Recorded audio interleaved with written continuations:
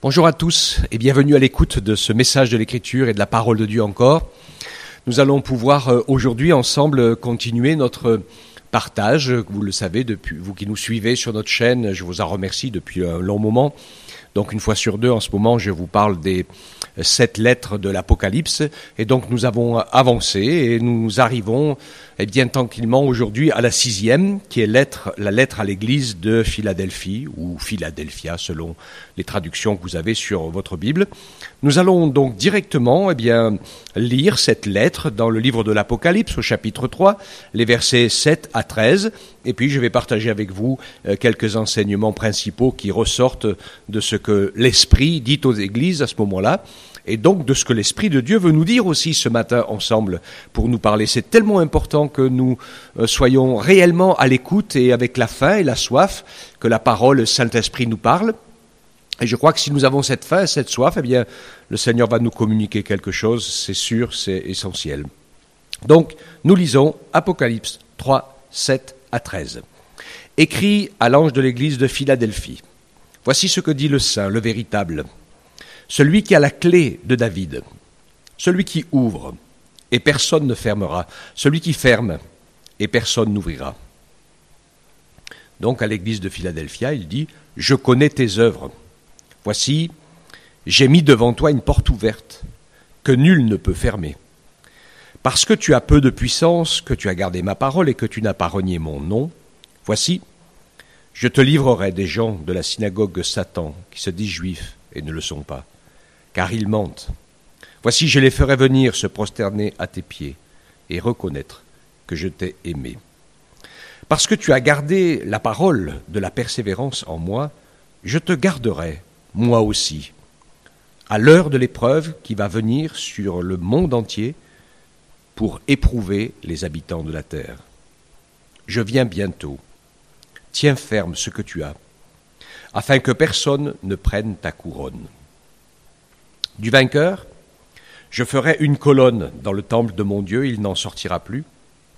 J'écrirai sur lui le nom de mon Dieu et celui de la ville de mon Dieu, la nouvelle Jérusalem, qui descend du ciel d'auprès de mon Dieu, ainsi que mon nom nouveau. Que celui qui a des oreilles écoute ce que l'Esprit dit aux églises. Amen. Voilà donc cette lettre qui, historiquement, correspond au symbole des 2 dernières églises de la fin des temps. Philadelphie, qui est l'église qui, vous l'avez remarqué, et je vous le ferai remarquer, qui à plusieurs reprises le Seigneur la félicite d'être gardienne de sa parole, d'être fidèle à sa parole, contrairement à l'autre, la Odyssée, qu'on verra la prochaine fois dans 15 jours, et qui, elle, est complètement à côté de la parole et de ce que Dieu voulait faire et de ce que Dieu voulait dire. Alors quand le Seigneur ici parle, il se déclare lui-même donc celui qui est le saint et le véritable, et celui qui a la clé de David. Celui qui ouvre et que personne ne ferme, et celui qui ferme et personne n'ouvrira. Je voudrais m'arrêter sur ces quelques phrases.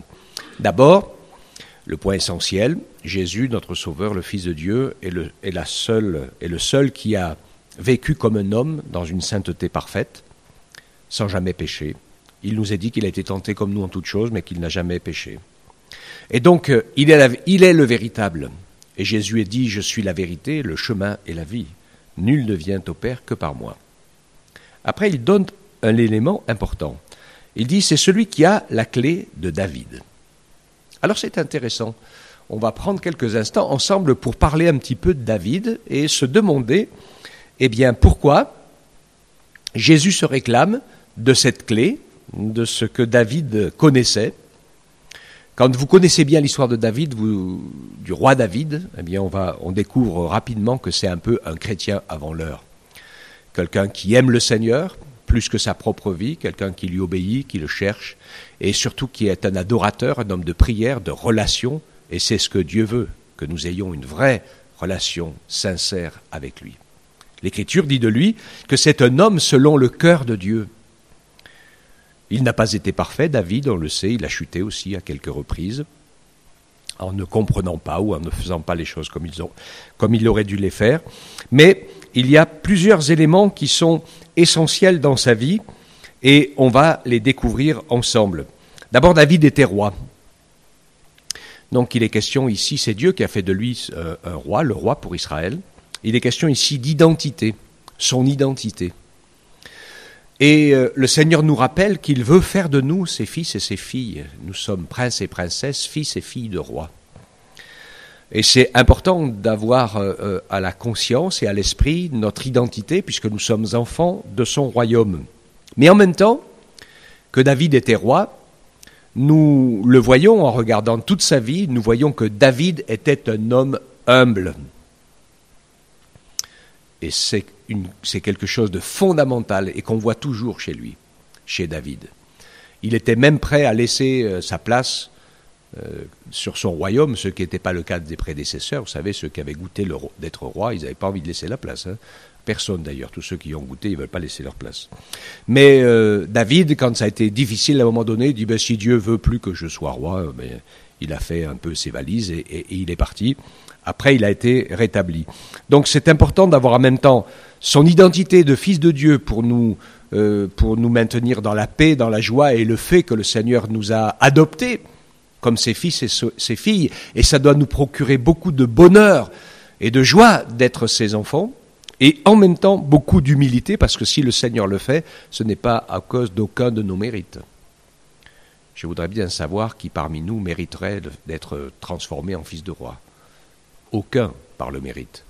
Et nous sommes tellement peu méritants que nous sommes même plutôt pécheurs et incapables de le devenir. Et pour que nous puissions le devenir et pour que le Seigneur puisse nous adopter, il a fallu qu'il meure à notre place, qu'il paye, qu'il expie nos péchés. Et il nous a aimés tellement, c'était incroyable. Et si je suis conscient de là où le Seigneur m'a tiré et de ce que ma vie serait sans lui, je crois que je ne peux pas faire autrement que de vivre avec humilité. Et David avait cette humilité au service des œuvres de Dieu. Et puis, le troisième élément qui fait que le Seigneur se réclame de David, non pas seulement, bien sûr, par rapport à la descendance et à la postérité, selon ce qui était écrit dans le plan de Dieu, mais aussi parce que dans cette personne, dans David, c'était un véritable adorateur. J'aime beaucoup enseigner et parler de cette nécessité de devenir ces adorateurs, parce que ce sont des adorateurs que le Père recherche. Et ce n'est pas tous ceux qui disent « Seigneur, Seigneur » qui entreront dans le royaume des cieux, on le sait. Mais en fait, les adorateurs, ce sont ceux qui savent prendre du temps pour passer des moments avec Dieu à son écoute, sans avoir une liste de courses et de prières à être exaucées, à faire devant le Seigneur. C'est une qualité que le Saint-Esprit veut nous donner, l'adoration. Il veut nous aider à être ses adorateurs, à pouvoir rechercher Dieu pour Dieu, et pas simplement pour ses œuvres, pour le fait qu'il est tout-puissant et qu'il peut nous aider, nous secourir. Parce que la plupart du temps, ce genre de prière ne sert qu'à satisfaire nos envies terrestres. Alors que Dieu voudrait qu'on puisse se consacrer à son royaume et aux œuvres éternelles, pour le salut des âmes, pour la transformation de notre caractère et pour notre apprentissage à vivre en fils et filles dignes de notre Père Céleste. Donc Jésus a cette clé. Il a cette clé parce que quand on regarde à Jésus, eh bien on va s'apercevoir que Jésus est un cran au-dessus, mais en David nous avons cette belle image. Et ce cran au-dessus qu'est Jésus, c'est que Jésus, il est roi, il est prophète et il est sacrificateur. Aucun homme, aucun être humain n'a le droit de l'être, parce que pour être les trois à la fois, il faut être Dieu. Jésus est le roi des rois. Il est le prophète par excellence, puisqu'il est celui qui est l'annonciateur complet de la parole de Dieu et de la révélation, avec l'aide du Saint-Esprit. Et en même temps, il est le sacrificateur inégalable, plus grand que le plus grand de tous les souverains sacrificateurs, parce que non seulement il entre dans le temple, mais il offre son propre sang et sa propre vie en sacrifice pour nous racheter les uns et les autres. Personne n'est au-dessus de lui. Vous savez ce qui a fait que Saül, le roi Saül, qui était juste avant David, a été déchu instantanément tout d'un coup de sa royauté? Eh bien parce que juste avant de devenir roi, il avait exercé à plusieurs reprises le message prophétique. C'était une expérience curieuse que je n'ai pas le temps du tout de partager avec vous aujourd'hui, mais vous le retrouverez dans les Écritures. Il avait prophétisé, même dans des conditions un peu humiliantes, semble-t-il, tout nu. Et donc c'était assez particulier. Et puis Dieu lui a demandé d'être le roi d'Israël, donc il a été le roi d'Israël. Et puis un jour, par contre, Dieu ne lui avait pas demandé, mais il devait attendre Samuel pour le combat. Et puis il n'a pas eu la patience d'attendre, il a eu la peur de ne pas attendre, il a offert le sacrifice, chose qu'il n'avait absolument pas le droit de faire. Donc il a pratiqué ce que seul Dieu peut pratiquer, c'est-à-dire la royauté, la prophétie et la sacrificature, et il a été instantanément déchu, parce que ces trois rôles sont réservés à Dieu uniquement. Et David était prophète. Ça, c'est sûr. Quand vous lisez quelques psaumes, et particulièrement le psaume 22, et bien d'autres encore, qui vous décrit 1000 ans avant tous les détails de la crucifixion de Christ, vous allez découvrir que dans bien des psaumes et d'autres paroles, David exerçait l'art de la prophétie pendant qu'il adorait aussi et qu'il chantait, qu'il avait une super relation avec Dieu. Il est roi parce que le Seigneur l'a désigné comme roi pour succéder à Saül. Et à un moment de guerre, de fuite, pour sauver sa vie, avec le peuple qui était avec lui, ils se sont retrouvés près de la tente et du tabernacle, ils n'avaient rien à manger et ils ont demandé à manger des pains de proposition qui sont réservés uniquement aux sacrificateurs. Il en a mangé et il n'a pas eu aucun problème. Pourquoi ? Parce que ce n'était pas le sacrifice déjà, mais parce que David était quelqu'un de humble et de plein de foi, qui se laissait conduire, contrairement à Saül qui était plein d'orgueil et qui voulait tout gérer et tout régenter. Donc Jésus, il se réclame de David pour cette clé. C'est très intéressant et ça nous permet de cohabiter avec un certain nombre de choses. Et en fait, cette clé, eh bien, c'est Jésus lui-même. Il dit qu'il va ouvrir et que personne ne pourra fermer. Puis quand il fermera, personne ne devra ouvrir. Qu'est-ce que Jésus a ouvert ? Eh bien, il a ouvert le temps de la grâce et du salut pour tous les hommes de la terre. Après son sacrifice, le Saint-Esprit a pu venir au jour de la Pentecôte et remplir le cœur de tous ceux qui croient, et il continue de le faire depuis ce temps-là. Jésus a ouvert la porte du salut, la porte de la nouvelle naissance, la porte de la conversion, du pardon des péchés, de la délivrance, et cette porte, personne ne peut la fermer. Combien d'États, combien l'Empire romain d'abord, et puis des États religieux, et tout ce que vous voulez essayent d'arrêter, d'éteindre l'Église, des États athées d'ailleurs, hein. Tout le monde a essayé de combattre l'Église, mais jamais personne n'a pu arrêter l'Église de Jésus-Christ. Jamais personne. Et jamais personne ne le pourra, parce que tant que Jésus tiendra la clé ouverte, eh bien, cette clé restera ouverte. Et même des persécuteurs. Le premier persécuteur, Saul de Tarse, qui va devenir le futur apôtre Paul, c'est dans cette allusion qu'il fait, oui, des gens de la synagogue de Satan, des gens qui se disent religieux, juifs, ils se disent religieux, ils se disent servir Dieu, mais en fait, ils servent l'adversaire. Et c'est ce que Saul de Tarse faisait. Il voulait défendre la religion de ses pères et il n'avait pas compris qu'en fait Jésus avait accompli la religion de ses pères. Mais Jésus s'est révélé à Saul de Tarse, qui avait fait tuer Étienne et qui avait fait tant de persécutions. Et Saul de Tarse est devenu l'apôtre Paul. Et après lui, des milliers d'hommes surtout, parce que c'est eux les plus violents la plupart du temps, hein, de persécuteurs, qui étaient donc de ceux qui étaient assis sur le trône de Satan et qui, sans s'en rendre compte et croyant faire le contraire, parce que Jésus l'a dit, il y en a certains qui vous persécuteront, ils vous tueront, ils vous feront mourir et ils croiront rendre un culte à Dieu. C'est affreux quand on est dans l'erreur, hein. Mais nombreux sont ceux qui ont pu rencontrer Jésus, se convertir, et des persécuteurs qui sont devenus persécutés. Je me rappelle toujours dans ce témoignage dans les pays de l'Est, quand ils étaient fermés à l'évangile et à la foi, de cet homme qui devait tuer ces chrétiens. Il en a tué pas mal, et puis il devait tuer une petite grand-mère aussi. Elle l'a supplié, elle a dit, s'il vous plaît, vous pouvez attendre juste quelques minutes avant de me tuer, parce que je voudrais faire une dernière prière avant de mourir. Il a dit, oh ben, pauvre petite grand-mère, s'il n'y a que ça pour lui faire plaisir, c'était un peu la dernière cigarette des condamnés, vous savez, hein. Donc elle a dit, allez mémé, fais ta prière. Et puis elle s'est mise à genoux, et puis elle s'est mise à prier de ton cœur, Seigneur, bénis cet homme, il ne te connaît pas, moi je m'en vais au ciel, je suis contente de partir, je sais que tu m'as sauvé, tu as pardonné mes péchés, mais lui il est perdu, il est dans ses péchés, il va aller en enfer, Seigneur aie pitié de lui, ne le laisse pas comme ça. Et puis quand elle a réouvert les yeux après sa prière, il était à genoux à côté d'elle, En larmes, le Saint-Esprit a touché le cœur de cet homme, il s'est converti, et de persécuteur, il est devenu chrétien, disciple de Jésus, par la révélation du Saint-Esprit. Et il n'est pas le seul, il y en a beaucoup qui ont fait la même expérience. Donc cette lettre à cette église, Philadelphia et Laodicée, elle correspond au réveil des 20e et 21e siècles dans lesquels nous vivons les uns les autres, où de grandes choses ont été faites par l'action puissante du Saint-Esprit, et ainsi le Seigneur lui dit, eh bien je connais tes œuvres. Il reconnaît la renaissance de l'Église dans cette pluie de l'arrière-saison qui avait été annoncée par le prophète Joël. Et ainsi cette Église, tu as peu de puissance. Oui, elle n'a pas de puissance humaine, mais c'est le réveil du Saint-Esprit. Elle est sans pouvoir et sans richesse. Et sans pouvoir terrestre.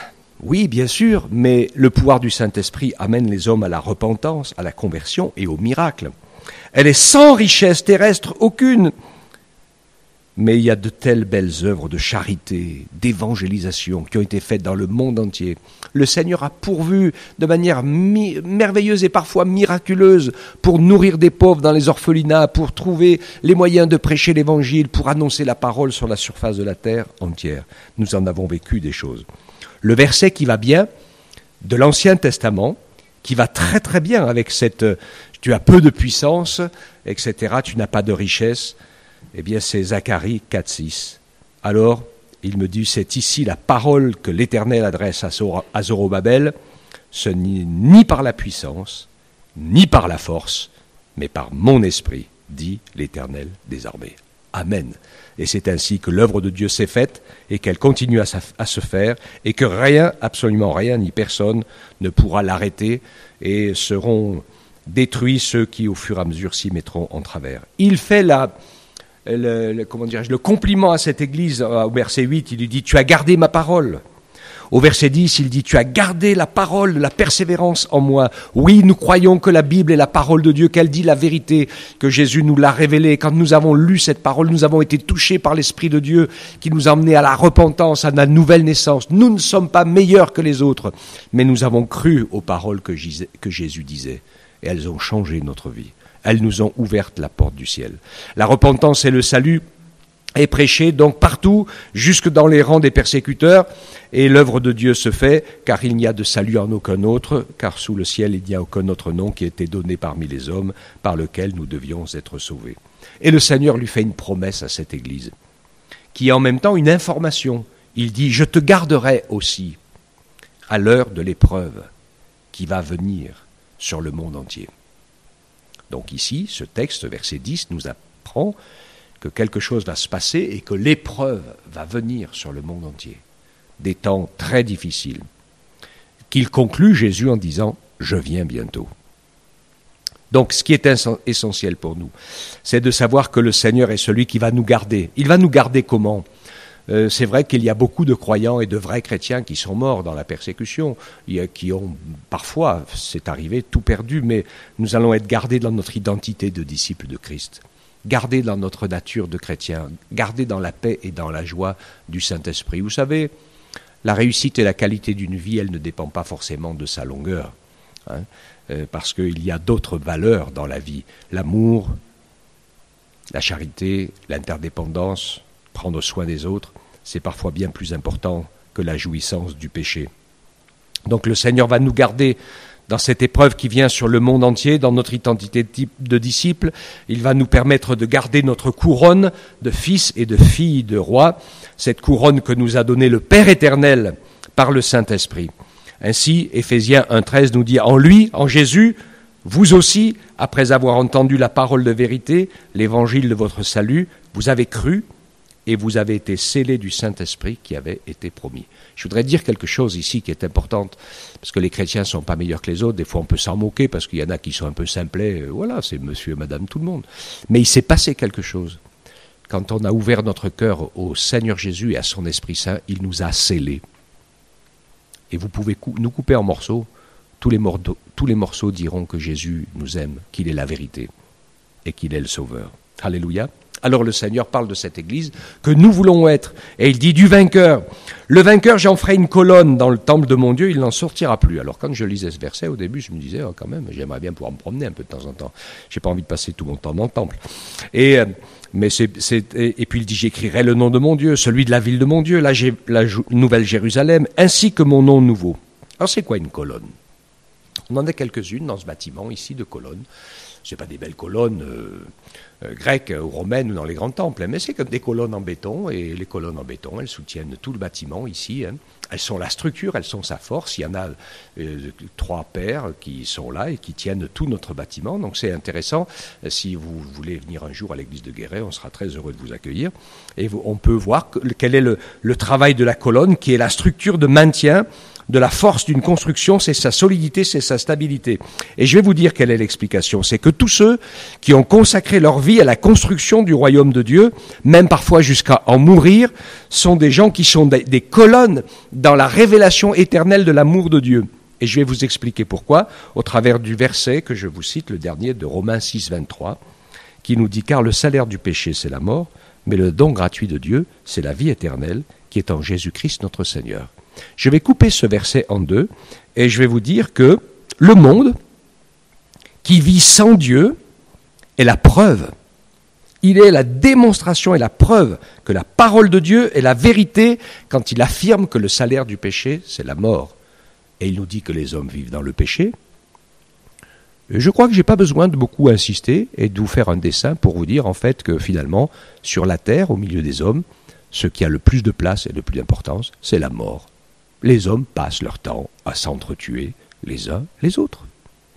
Et puis la maladie en rajoute, et puis la folie dans le cœur humain en rajoute, et finalement, la parole de Dieu a raison, oui, le salaire du péché, parce que nous sommes des pécheurs, eh bien le bout du péché, ce que le péché produit, c'est la mort.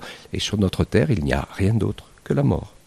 Mais, et ça c'est le monde qui prouve que Dieu a raison, mais l'Église, ceux qui sont les colonnes et l'appui de la vérité, ceux qui vivront pendant l'éternité dans le ciel avec Dieu comme des colonnes inébranlables, c'est que l'Église, les chrétiens, les disciples de Christ sont la preuve vivante et éternelle que Dieu est vrai, qu'il est amour, qu'il pardonne, qu'il est tout-puissant, qu'il fait grâce, qu'il sauve, qu'il rachète tous ceux qui viennent à lui.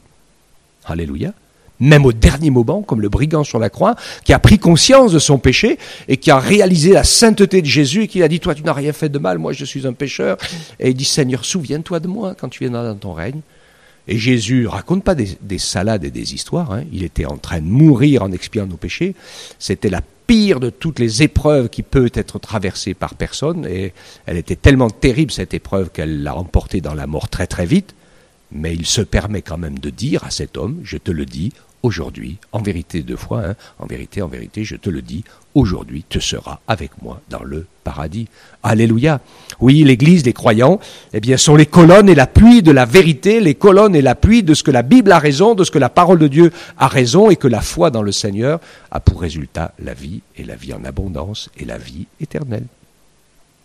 Et le monde fait la preuve de l'inverse.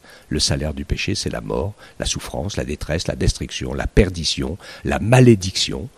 Et tout nous confirme ces choses. Mes chers amis qui écoutez, j'espère que vous êtes un disciple de Jésus, que vous croyez en lui. Si ce n'est pas encore le cas, faites-le, donnez votre vie, consacrez-vous à lui, apprenez à le connaître, apprenez sa parole, apprenez à le servir. Vous avez été créé par Dieu pour un service très particulier que personne d'autre que vous peut faire, et vous deviendrez aussi des colonnes vous serez par votre vie la démonstration que Dieu a raison et que la bonne nouvelle de l'Évangile est pour le salut de quiconque croit. Soyez bénis, mes chers amis, et remercions le Seigneur parce qu'au travers de cette lettre, eh bien, nous avons un encouragement à tenir ferme dans des temps difficiles qui sont là. Voilà, mes chers frères et sœurs, persévérez dans la foi, accrochez-vous, confiez votre vie au Seigneur, soyez les disciples du Seigneur, préparons-nous à régner avec lui. Ma prière, c'est que vous deveniez des colonnes dans son temple éternel. Et je vais maintenant prier pour vous, pour que le Seigneur vous permette, pour ceux qui ne l'ont pas fait, de faire le pas pour devenir disciple de Jésus. C'est le plus beau choix que vous puissiez faire. Père, merci pour ta parole, merci pour la révélation de ta grâce, merci pour ton amour dans nos vies, merci pour tous ceux et toutes celles à qui tu veux toucher le cœur encore, pour qu'ils puissent devenir tes enfants, et dans ce monde qui a pour témoignage et qui manifeste la mort, la souffrance, la détresse et l'injustice, l'inégalité, la misère, Seigneur, nous qui sommes tes enfants, permets-nous de manifester l'amour, la joie, la vie, la paix, la vérité, le pardon, la grâce, la miséricorde, tout ce que tu as fait pour nous dans notre vie, Seigneur. Nous voudrions tellement que ceux qui nous entourent le voient, l'expérimentent et le comprennent. Que le Seigneur vous bénisse, qu'il vous encourage. Faites le bon choix, marchez avec lui et devenez membre de l'Église de Philadelphie pour être prêt à partir avec Jésus quand il viendra nous chercher. Amen. Que le Seigneur vous bénisse tous et qu'il vous fortifie. Gloire à son beau nom.